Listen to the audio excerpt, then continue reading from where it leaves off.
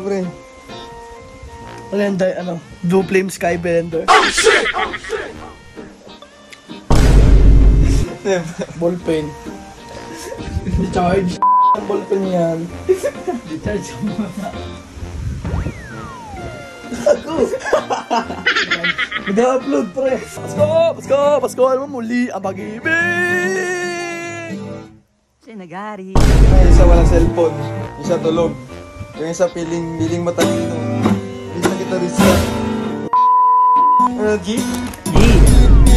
G par? Game, yeah. Game par? Pangit. Dada, melon. Ay, gagi, meron nga pala tayong ano pala. May assignment tayo sa SDS. Vlog. Anong gagawin doon? Oh, shit! Oh, feeling ano siya? Pre, ano? About sa ano yun, pre? Human flourishing. Yan. Para sa'yo ano yung human flourishing, pre? Ang human flourishing nagsisimula para sa pamilya. Pamilya, pre. Pamilya daw. Para sa akin, education pare. Kaya, para sa'yo.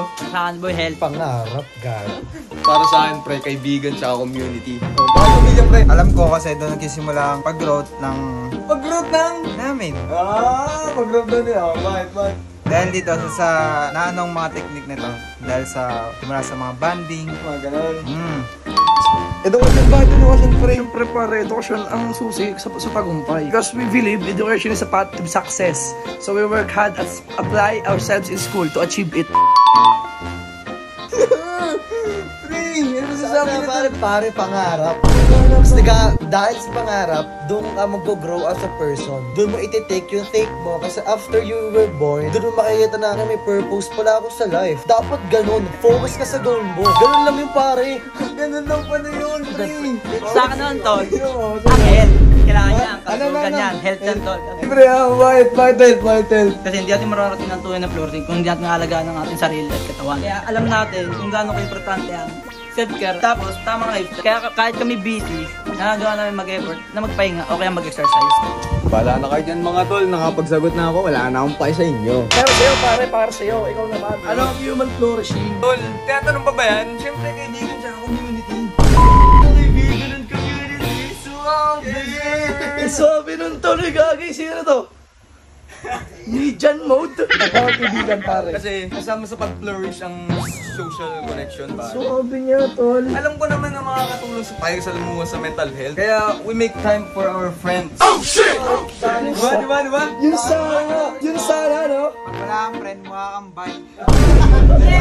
Tol, nagkakatuwaan pero marunong pa rin mag-focus. Hindi kami taga-ilog. Taga-dagat na kami ngayon, tol. Yan. Ganito namin pinapakita yung human flourishing, di ba? Oo, ganito namin pinapakita yung human flourishing. Hindi lang sa alam namin, kundi sa kung paano namin i-apply sa mga buhay namin. Tama, tol, tama. Let's go, boys! Go! Kasi ang tunay na pag-unlad, nangyayari kapag magkasabay ang kaalaman at saka yung gawa. Tama, hindi? Tama, tol! Uy, mga tol, misa, tatanong ko kaya Bad, tol. Yung vision mo ba ng human flourishing? Na-achieve mo na ba or still working on it pa? Pare, I'm still working on it pa. Since in this time, masyado pa tayong bata. And para sa akin din pare, ang version natin ng human flourishing is one of the best. Kasi pagkakasabi natin sa human flourishing natin is, ang human flourishing ay isang balanced life na may kaalaman, purpose, at aksyon. Hindi man naman natin ito nagaganap ng lubos, pero still, we're doing our best to be a better person each day. Pare, tapos na ako. Pero ngayon, ikaw ang tatanungin ko, pare. Ano yun, parang kahit ano, itanong mo, boy.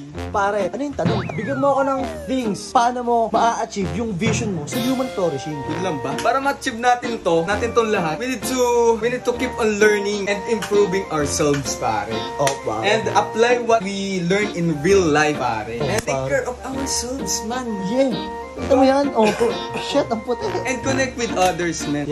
Pare, dali mo. Pare, ganun lang yun, pare. Ngayon, tapos na kami. Salamat sa lahat, pare. Bye-bye.